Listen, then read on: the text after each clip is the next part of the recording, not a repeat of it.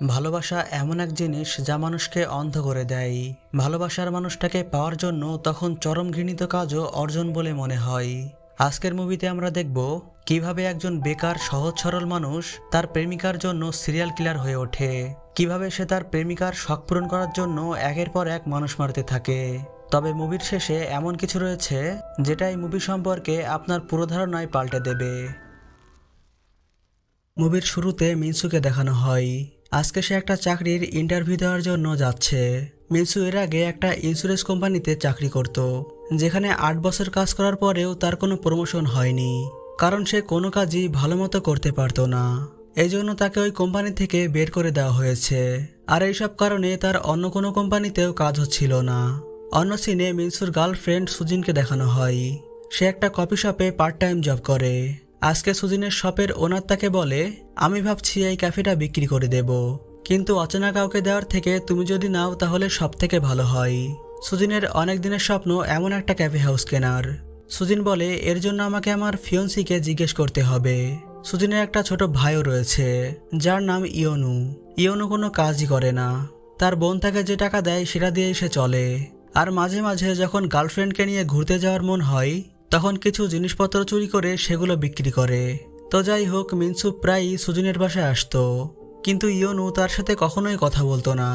আর এদিকে যে মিনসু চাকরি চলে গেছে সেটা সুজিন জানতো না। তো আজকে মিনসু সুজিনের বাসায় আসার পরে সুজিন তাকে এই ক্যাফেটা কেনার ব্যাপারে বলে, কিন্তু মিনসু এই বিষয়টা এড়িয়ে যাওয়ার চেষ্টা করছিল। সুজিন বলে, আমার সেভিংসে কিছু টাকা আছে, আর আমরা যদি তোমার চাকরির রেফারেন্সে কিছু টাকা লোন নেই তাহলে খুব সহজেই আমরা এটা কিনতে পারবো। তবে মিনসু এটাতে রাজি হয় না। সে বলে, আগে আমাদের বিয়ের জন্য প্রস্তুতি নিতে হবে, এগুলো নিয়ে পরে ভাবা যাবে। আসলে মিনসু চাইছিল না তার চাকরি চলে যাওয়ার বিষয়টা সুজিন জানুক। সুজিন যদি এটা জানতে পারে তাহলে সে তার সাথে ব্রেকআপও করে দিতে পারে। তাই সে বিভিন্ন জায়গায় চাকরির জন্য আবেদন করছিল, তবে তার ব্যাকগ্রাউন্ড খারাপ হওয়ায় কেউই তাকে চাকরি দিতে চাইছিল না। এজন্য সে তার এক পরিচিত লোকের কাছে যায় সাহায্যের জন্য, কিন্তু সে মিনসুর সিভি দেখার পরে বিভিন্ন অজুহাত দিতে শুরু করে। মানে সে বিভিন্ন কথার মাধ্যমে বোঝাতে চাইছিল তাকে সাহায্য করাটা এখন কতটা কঠিন। মিনসু এরপরে তাকে কিছু টাকা দেয় এবং সাহায্য করতে বলে। এখন টাকা নেওয়ার পরে লোকটি বলে, আমি তোমার অবস্থা বুঝতে পারছি, 1-2 মাসের মধ্যেই আমি তোমাকে কিছু একটা জানাবো, তবে তোমার এক্সপেকটেশন বেশি রাখবে না। এটা বলে সে ওখান থেকে চলে যায়। অন্যদিকে সুজিনের ক্যাফেটা কিনবে না বলাই তার ওনার অন্য বায়ারদের ডেকে নিয়ে আসে, তবে তাদের এই ক্যাফেটা পছন্দ না হওয়ায় তারা এটা কিনতে রাজি হয় না। এদিকে এসব দেখার পরে সুজিনের মন খারাপ হয়ে যায়, কারণ এই সবটা কেনা তার স্বপ্ন ছিল, আর এত কম দামে সে এমন ক্যাফে অন্য কোথাও পাবে না। এসব কিছু ভেবে সে কোনো কিছু চিন্তা না করেই এই ক্যাফেটা কেনার জন্য কন্ট্রাক্টে সাইন করে দেয়, যেটা শোনার পরে মিনসু আপসেট হয়ে যায় এবং তার চাকরি চলে যাওয়ার খবরটা সুজিনকে বলে। সুজিন বলে, তুমি এতটাই ইউজলেস যে তুমি আমাকে কখনো একটা দামি ব্যাগ উপহার দাওনি। আমার সব বন্ধুরা বিয়ে করে এখন সুখে শান্তিতে বাস করছে, আর তুমি 3 বছর পরে বিয়ে করার নাম করে 5 বছর কাটিয়ে দিয়েছ। মিনসু বলে, আমি খুব শীঘ্রই একটা চাকরির ব্যবস্থা করে নেব, আর তোমার ক্যাফের জন্য টাকার ব্যবস্থা করে দেব। সুজিন বলে, তুমি 1 মাসের মধ্যে 30 লক্ষ টাকা কিভাবে জোগাড় করবে? তুমি যদি পঙ্গু হয়ে যেতে আমি তোমার সাথে থাকতাম, কিন্তু তুমি নিঃস্ব হয়ে গেলে তোমার সাথে থাকা আমার পক্ষে সম্ভব না। এটা বলে সে ওখান থেকে চলে যায়। এদিকে ইয়নু কয়েকটা পুরাতন মোবাইল চুরি করে চৈ নামের একজনের কাছে নিয়ে আসে বিক্রির জন্য, কিন্তু চৈ অনেক কম দাম বলায় ইয়নু তার সাথে দামাদামি করছিল। তখন একজন একটা চোরাই কার নিয়ে আসে বিক্রির জন্য, যেটা দেখে ইয়নু এই কার চুরির ব্যাপারে বিস্তারিত জানতে চাই। চৈ বলে, আমি তোমার বোকামির জন্য জেলে যেতে চাই না, তুমি যেটা করছো সেটাই করে যাও। অন্যদিকে মিনসু কোনো চাকরি না পাওয়ায় শেষ পর্যন্ত একটা কসাইখানায় কাজ নেয়। সারাদিন সে এখানেই কাজ করত, আর রাত হলে সুপার সার্ভিসে পার্ট টাইম ড্রাইভারের কাজ করত। অর্থাৎ যারা রাতে ড্রাইভিং করতে পারতো না বা মাতাল হয়ে থাকতো তারা এই সার্ভিসের মাধ্যমে অন টাইম ড্রাইভার ঠিক করে নিত। এভাবেই মিনসু দিন রাত কঠোর পরিশ্রম করতে শুরু করে যাতে সুজিন ওই ক্যাফেটা কিনতে পারে। তো যাই হোক, একদিন সকালে মিনসু কাজে যাচ্ছিল, তখন সে দেখে ইয়নু একটা গাড়ির দরজা খোলার চেষ্টা করছে। মিনসু তাকে সাহায্য করতে গেলে ইয়নু বলে, এটা তোমার সমস্যা না, তুমি তোমার রাস্তায় যাও। আসলে ইয়নু ইন্টারনেট থেকে ট্রিক্স নামিয়ে একটা শিখের মাধ্যমে তালা খুলে এই কারটা চুরি করার চেষ্টা করছিল, আর মিনসু ভাবছিল এটা হয়তো ইয়নুর কার, যার চাবি সে ভুলে ভিতরে রেখে এসেছে। তাই সে ইয়নুর কাছ থেকে শিকটা নিয়ে খুব সহজে তালাটা খুলে দেয়, যেটা দেখে ইয়নু তো অবাক।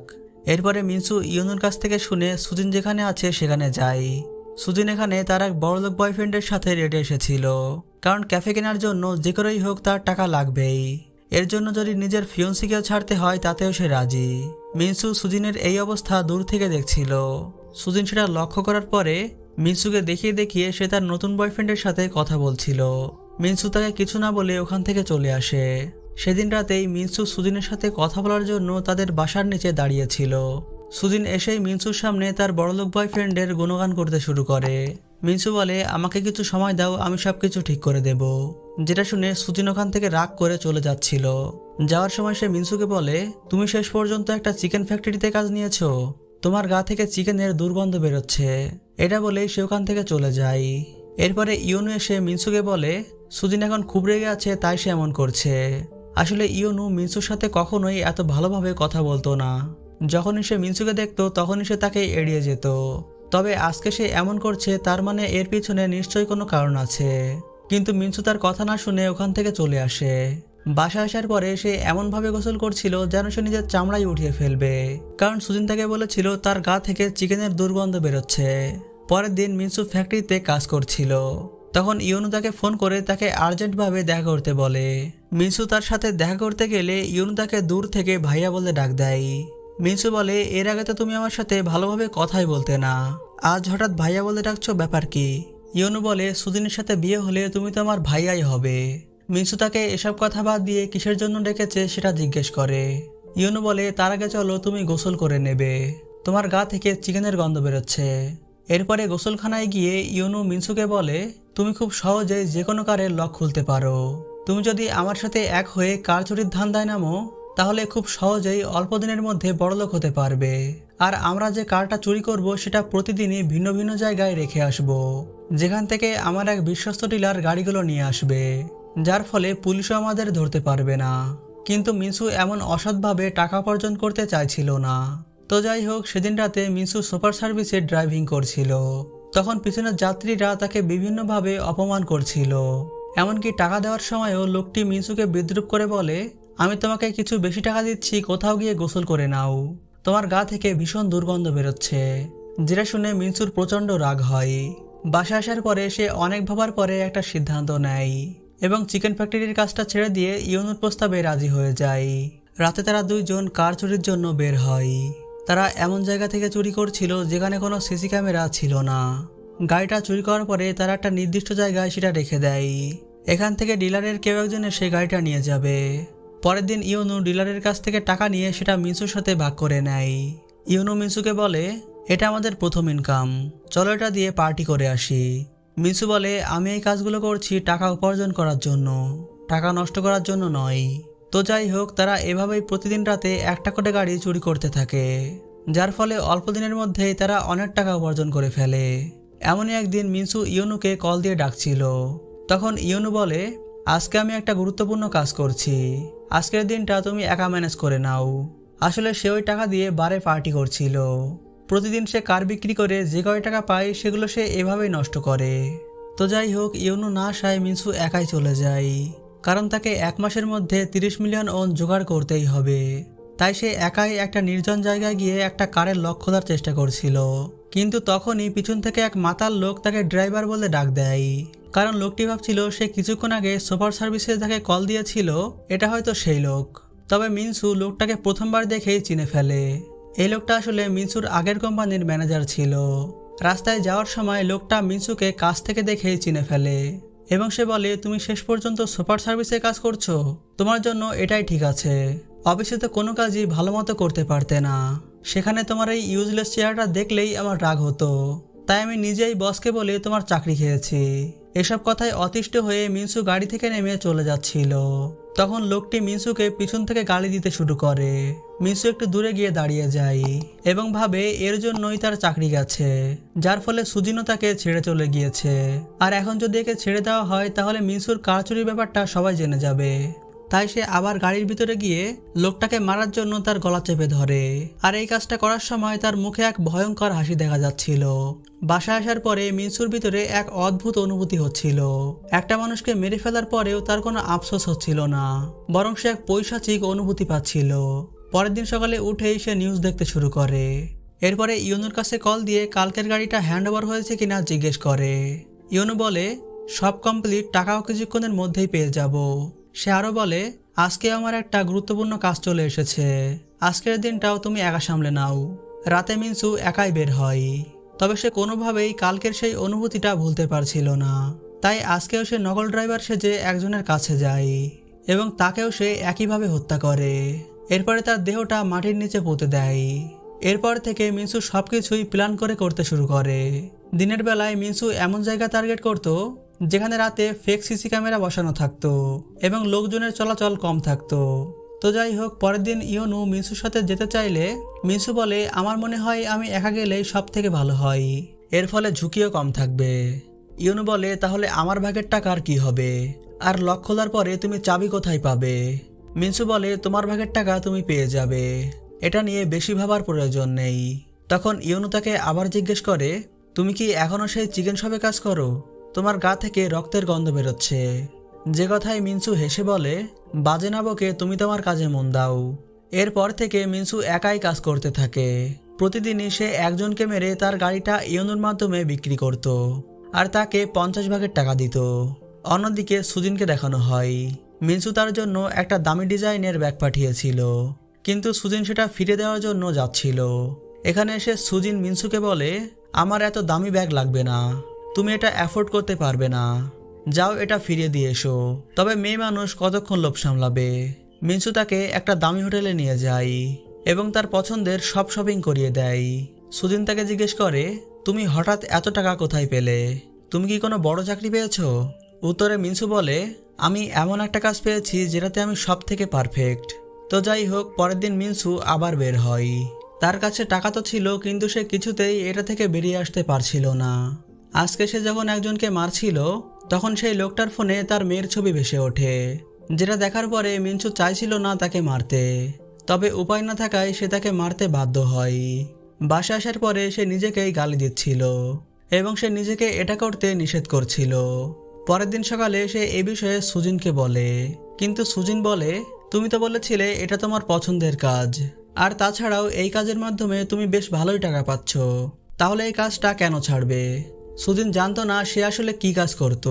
মিনসু বলে এই কাজটা করার পরে আমার নিজের প্রতি ঘৃণা হয়, তবে করার সময় বেশ ভালোই লাগে। সুজিন তাকে অনেক বুঝিয়ে শান্ত করে। পরের দিন মিনসু আবার তার কাজে বের হয়, তবে আজকে মিনসু যাকে মারছিল সে কোনো সাধারণ মানুষ ছিল না, সে একজন গ্যাংস্টার ছিল। মিনসু তাকে মারার পরে তার গাড়ির পিছনের দিকে খুলে দেখে সেখানে প্রচুর টাকা ছিল।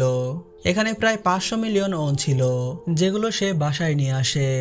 বাসায় আসার পরে এতগুলো টাকা নিয়ে সে কি করবে সেগুলোই সে ভাবছিল। পরের দিন ইউনু মিনসুকে আর্জেন্টভাবে কল দিয়ে ডিলারের ওখানে আসতে বলে। মিনসু কিছু একটা আন্দাজ করতে পেরে একটা ছুরি নিয়ে সেখানে যায়।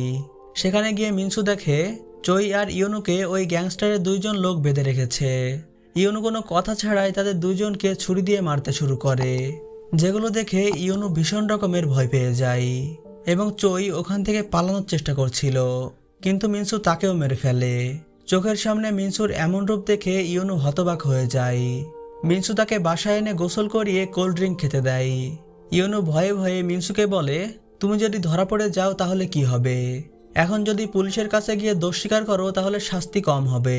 মিনসু বলে আমি ধরা পড়ব না, আমার জীবনে এমন মজার কাজ আমি কখনোই করিনি। আমি লেখাপড়া বা অফিসের কাজে কোথাও ভালো ছিলাম না, আমার মনে হয় ঈশ্বর আমাকে এটা উপহার স্বরূপ দিয়েছে। যেটা শুনে ইউনু তাকে পাগল বলে এগুলো বলার জন্য পুলিশের কাছে যাচ্ছিল। তখন মিনসু তাকে আটকে বলে তোমার কি মনে হয় আমি তোমার সাহায্য ছাড়াই 3 জনকে একা মারতে পেরেছি? এটা পুলিশ কখনোই বিশ্বাস করবে না। তোমার শার্টে ওদের রক্ত লেগে আছে, আর তাছাড়াও কার চুরির অর্ধেক টাকা তো তুমিও নিতে, এর মানে তুমি নিজেও অপরাধী। কিন্তু ইউনু এটা মানতে চাইছিল না। তারপরেও মিনসু তাকে বারবার বুঝিয়ে বাসায় দিয়ে আসে। পরের দিন সকালে মিনসু ওই গ্যাংস্টারের কাছ থেকে পাওয়া সেই টাকার উপরে শুয়েছিল এবং ভবিষ্যতে এই টাকা দিয়ে সুজিনের সাথে সে কি করবে সেগুলো ভাবছিল। এদিকে ইউনু কাল রাত থেকে ঘরে দরজা দিয়ে শুয়ে আছে। সুজিন অনেক ডাকার পরেও সে দরজা খুলছিল না, তাই সে মিনসুকে ডেকে নিয়ে আসে। মিনসু এসে একবার ডাকতেই সে দরজা খুলে দেয়। সুজিন তার এমন আচরণের কারণ জানতে চাইলে ইউনু বলে আমি কোনো ছোট বাচ্চা না, আমি শুধু একটু একা থাকতে চাই। তখন হঠাৎই মিনসু প্যারিসের টিকিট বের করে ইয়নুর হাতে দেয় এবং তাকে বাইরে থেকে ঘুরে আসতে বলে। হঠাৎ করেই ইয়নুকে দেশের বাইরে পাঠানোর বিষয়টা সুজিন বুঝতে পারছিল না, তবে ইয়নু যেতে রাজি হয়ে যায়। মিনসু তাকে বাসা থেকে নিয়ে এয়ারপোর্টে দিয়ে আসে। এর কিছুক্ষণ পরে সে আবার সুজিনের ওখানে আসে। সুজিন তাকে বলে, কয়দিন পরে নিউ ইয়ার আর এখনই ইয়নু চলে গেল, আমার খুবই একা লাগছে। মিনসু তাকেও কোথাও থেকে ঘুরে আসতে বলে। সুজিন বলে, তাহলে তোমার কাজের কি হবে? মিনসু বলে, আমার নিজেরও একটু রেস্টের প্রয়োজন, তুমি যদি চাও তাহলে আমিও তোমার সাথেই যেতে পারি। এরপরে তারা দুইজন সমুদ্রের পাড়ে একটা রিসোর্টে ঘুরতে যায়। সুজিন এই ট্যুরটা খুবই এনজয় করছিল, কিন্তু মিনসুর ভিতরে অন্য কিছু চলছিল। সে মনে মনে কিছু একটা ভাবছিল। এরপরে সুজিন ইয়নুর সাথে কথা বলার জন্য তাকে ফোন দেয়, তবে ইয়নুর ফোনটা বন্ধ দেখাচ্ছিল। মিনসু সুজিনকে বলে, তুমি চিন্তা করো না, সে ওখানে নিরাপদেই পৌঁছে গিয়েছে। একটু আগেই সে আমাকে ফোন করে সেটা জানিয়েছে, আর এখন হয়তো তার ফোনে চার্জ নেই, তাই সেটা বন্ধ হয়ে আছে। এটা শুনে সুজিন নিশ্চিন্ত হয় এবং সারাদিনে সে মিনসুর সাথে সুন্দর কিছু সময় কাটায়। রাতে সুজিনকে পুলিশ ফোন করে জানায় রাস্তার ধারে নাকি ইয়নুর মতো দেখতে কারো লাশ পাওয়া গিয়েছে, যেটা শুনে সুজিন ভীষণ চিন্তায় পড়ে যায়। মিনসু তাকে সান্ত্বনা দিয়ে বলে, আমি ইয়নুকে এয়ারপোর্টের ভিতরে দিয়ে এসেছিলাম, আর তাছাড়াও সে ওখানে গিয়ে আমাকে ফোন করে সেটা জানিয়েছিল। তুমি চিন্তা করো না, এটা হয়তো ইয়নুর মতো দেখতে অন্য কেউ হবে। তো যাই হোক, পরের দিন ভোরবেলা সুজিন তার চার্জার খুঁজছিল, কারণ তার ফোনে চার্জ ছিল না। আর তার ফোনটা যদি বন্ধ হয়ে যায় তাহলে ইয়নু কল দিলে সে রিসিভ করতে পারবে না। কিন্তু সুজিন কোথাও তার চার্জার খুঁজে পাচ্ছিল না, তাই সে তাদের গাড়িতে যায় খোঁজার জন্য। সেখানে সে একটা ফোন খুঁজে পায়, যেটা ইয়নুর ফোন ছিল। এদিকে মিনসু বাইরে এসে সুজিন চার্জার পেয়েছে কিনা জিজ্ঞেস করে। সুজিন তাকে ওই ফোনটা দেখিয়ে বলে, এটা তো ইয়নুর ফোন, তুমি তো বলেছিলে ইয়নু তোমাকে ফোন করেছিল। মিনসু তাকে সবকিছু বোঝানোর জন্য তার কাছে আসছিল, কিন্তু সুজিন তার সব পরিকল্পনাই বুঝে ফেলেছে। মিনসু ইয়নুকে প্যারিসে পাঠানোর নাম করে উপরে পাঠিয়ে দিয়েছে, আর এতদিন তাকে মিথ্যা কথা বলে সান্ত্বনা দিয়েছে। সুজিন ওখান থেকে ভয় পেয়ে বাসার ভিতরে চলে আসে এবং একটা ঘরে গিয়ে লুকিয়ে যায়। মিনসু তাকে খুঁজতে আসলে এই সুযোগে সুজিন ওখান থেকে পালিয়ে বাইরে বেরিয়ে আসে। মিনসু তাকে কিছু দূরে গিয়েই ধরে ফেলে এবং সুজিনকে মারার জন্য তার গলা চেপে ধরে, কিন্তু যার জন্য মিনসু এত কিছু করেছে তাকে সে কিভাবে মারবে? সে সুজিনকে মারতে পারে না। যাওয়ার সময় সে সুজিনকে তার ফোন দিয়ে পুলিশের কাছে কল করতে বলে ওখান থেকে চলে যায়। পরের সিনে দেখা যায় মিনসু জেলখানার ভিতরে, আর সুজিন তার সাথে কথা বলার জন্য এসেছে, কিন্তু তাকে বলার মতো কোনো ভাষাই সুজিন খুঁজে পাচ্ছিল না, কারণ ছোটবেলা থেকেই ইয়নুকে সে একাই মানুষ করেছে। সে ছিল তার একমাত্র আপনজন, যাকে হত্যা করেছে তার সব থেকে প্রিয় মানুষটি। মিনসু এগুলো বুঝতে পেরে ওখান থেকে চলে যায়। যাওয়ার সময় মিনসু শুনতে পায় সুজিন চিৎকার করে কাঁদছে। তো যাই হোক, বাসা আসার পরে সুজিনের নামে একটা পার্সেল আসে, যেটা মিনসু জেলখানায় যাওয়ার আগে তাকে পাঠিয়েছিল, যেখানে দেখা যায় মিনসু তার সেই 500 মিলিয়ন ওন সুজিনের নামেই করে দিয়েছে। যেটা দেখার পরে সুজিনের চোখে মুখে এক অন্যরকম প্রতিক্রিয়া দেখা যায়। আর এখানেই এই মুভিটার সমাপ্তি হয়।